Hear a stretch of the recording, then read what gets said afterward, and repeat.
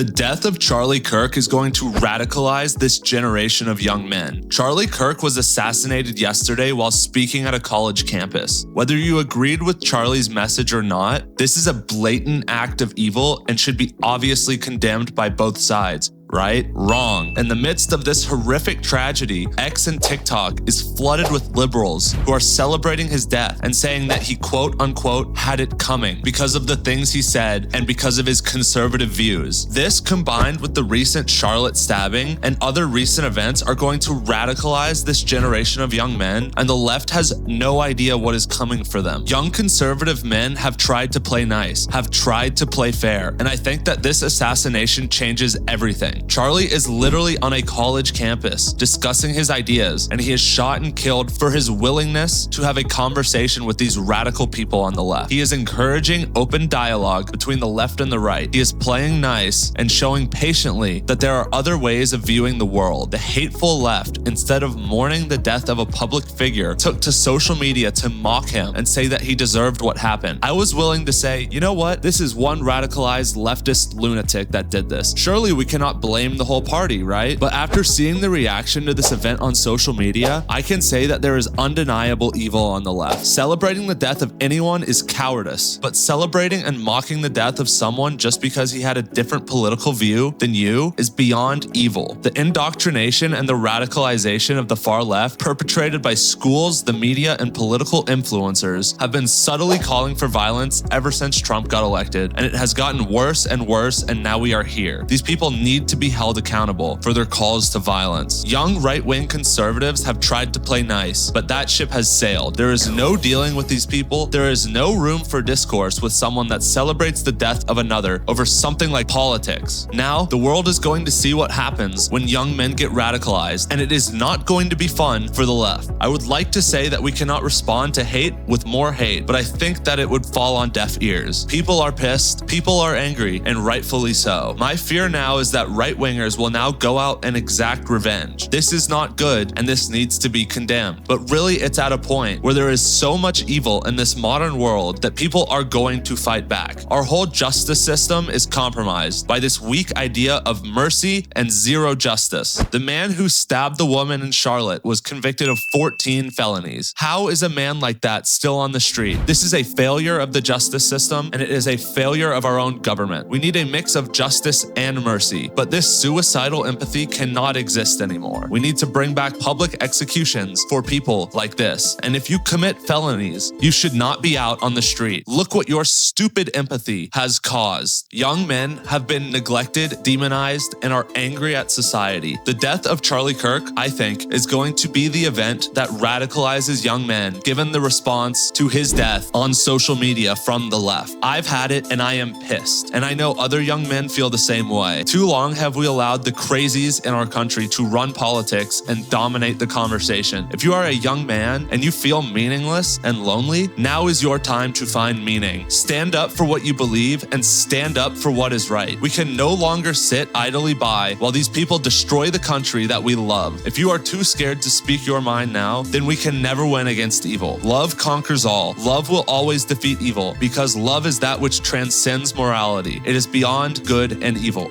But the time is now to take a stand. The time to speak is now. We cannot respond with hate, but we must respond and take our country back. Rest in peace, Charlie Kirk. Your memory will not be forgotten. You have inspired a generation, and young men will no longer stand idle.